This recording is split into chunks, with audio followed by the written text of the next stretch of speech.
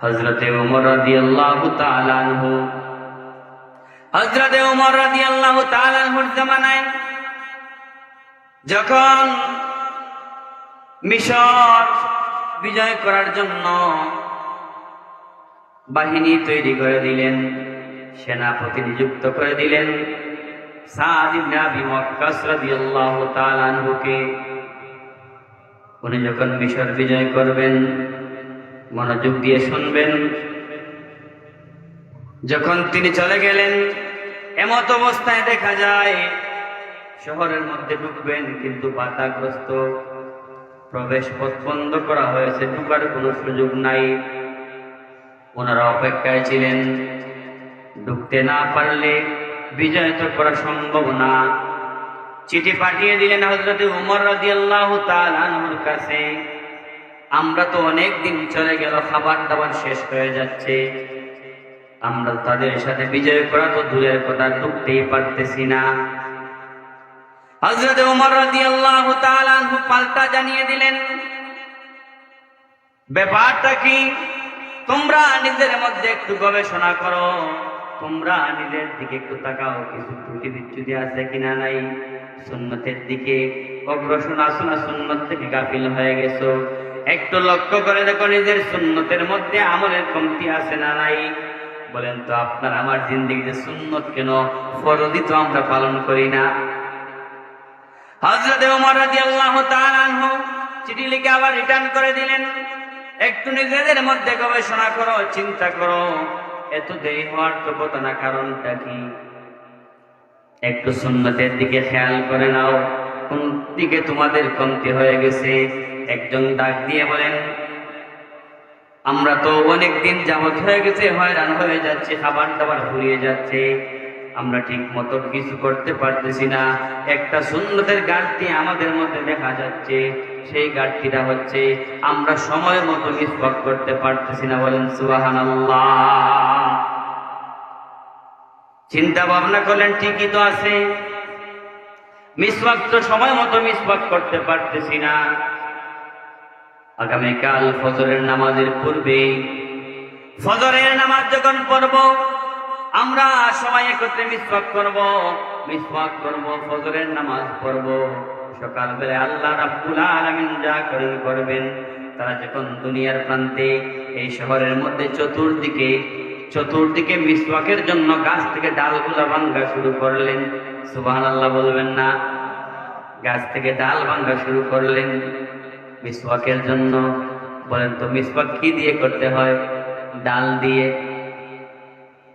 মিসওয়াকের জন্য ডাল তালাশ করতেছেন। সকাল যখন একত্রে এক একটা গাছের মধ্যে গেলেন, ডালগুলা ভাঙা শুরু করে দিলেন। ইহুদি খ্রিস্টানেরা দূর থেকে দেখতেছে, আহারে বুঝলাম না, তাদের প্রবেশ পথ বন্ধ করে দিলাম যেন না ঢুকতে পারে। এতদিন তো তারা মাছ মাংস খেয়েছে, জীবন যাপন করেছে, এখন দেখি অলিতে গলিতে সর্বত্র গাছের ডালগুলা তারা খাওয়া শুরু করে দিয়েছে। বলেন সুবহানাল্লাহ। আওয়াজ দিয়ে বলেন সুবহানাল্লাহ। ব্যাপার সেপার তো বুঝলাম না, এতদিন তারা মাছ মাংস খেয়েছে, এখন দেখি গাছের ডালপালা রাখতেছে না, আর কি জানি কি দাঁতের মধ্যে দাঁত দিতেছে। আল্লাহ কি খবর জানে?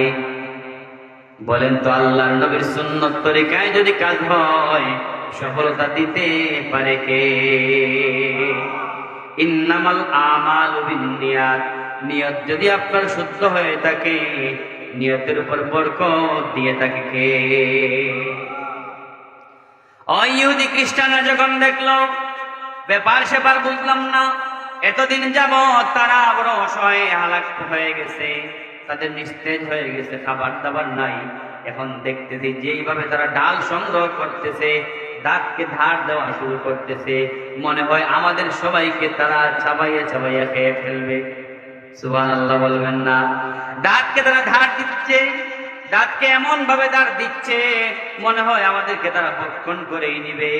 তাদের সাথে তো আমরা সম্ভব না। যেইভাবে অলিতে গলিতে গাছের ডালগুলা তারা সংগ্রহ শুরু করে দিয়েছে, তাদের সাথে অস্ত্র দিয়ে কামান দিয়ে কিন্তু জয়লাভ করা সম্ভব হবে না। সময় থাকতে শহর ছেড়ে পালাইতে হবে। আওয়াজ দিয়ে বলেন সুবহানাল্লাহ। আল্লাহর বান্দারা যখন মিসওয়াক করলেন, বলেন তো মিসওয়াক করেছিলেন যুদ্ধে জয়লাভ করার জন্য না সুন্নতের জন্য? আওয়াজ দিয়ে বলেন সুন্নতের জন্য। আমরা এখন নবীর সুন্নত থেকে দূরে চলে গেছি, ঠিক কিনা বলেন?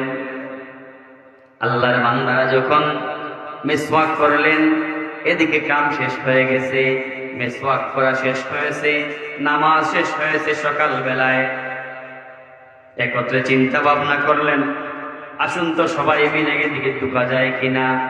এসে দেখেন গেটটা খোলা। সুবহানাল্লাহ বলবেন না? গেটটা খোলা, কে খুলে ফেললো? মনে মনে চিন্তা লাগলো হয়তো দুর্নীতির সাথে সাথে সংশ্লিষ্ট হয়ে গেছে, আমাদের প্রবেশদ্বার খুলে দিয়েছে, আমরা প্রবেশ করব, তারা আমাদেরকে আক্রমণ করবে। না না না, এইভাবে হতে পারে না। যখন একটু সামনের দিকে অগ্রসর হন, দেখা যায় শুধু মানুষ দৌড় শুরু করে দিয়েছে। প্রবেশ করা মাত্রই মানুষ দৌড় শুরু করে দিয়েছে। দৌড়তে দৌড়তে দুই একজন মানুষের সাথে সাক্ষাৎ, তারাও দৌড় দিতেছে। জিজ্ঞেস করা হলো দৌড়ার কারণটা কি?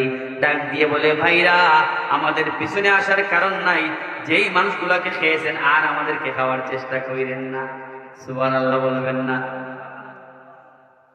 ব্যাপার কি বুঝলাম না।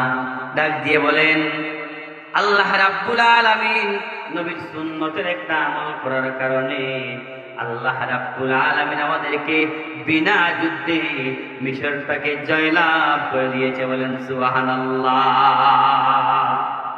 নবীর সুন্নতের আমল করব কিনা? কেন করব? নবীর সুন্নতের আমল করলে নবী খুশি হয়ে যায়, নবী খুশি হলে আল্লাহ খুশি হয়ে যায়, আল্লাহ খুশি হলে কামটা কি? আল্লাহ রাব্বুল আলামিন জানিয়ে দিচ্ছেন, বান্দারে তোমার পাওনা হচ্ছে আমি আল্লাহর কাছে জান্নাত। আমি আল্লাহকে যদি তোমরা খুশি করতে পারো, আমি আল্লাহর জান্নাতের মালিকানা তোমাদেরকে দিয়ে দিব। বলেন সুবহানাল্লাহ। বলেন তো নবীর সুন্নতের আমলটি করবেন না? করবেন না? নবীর মহব্বত যার অন্তরে থাকবে, সে নবীর সুন্নতের আমল না করে পারে? কারণ নবীর মহব্বত কিন্তু অন্তরে থাকতে হবে। নবীর মহব্বত যে যার ভিতরে থাকবে, সে নবীর সুন্নতের ইনকার করতে পারে না। কি বলেন আপনারা? প্রত্যেকটা কাজে যেন সুন্নতের আমল আমরা করতে পারি। আল্লাহ রাব্বুল আলামিন যেন আমাদেরকে তৌফিক দান করেন। আওয়াজ দিয়ে বলেন আমিন।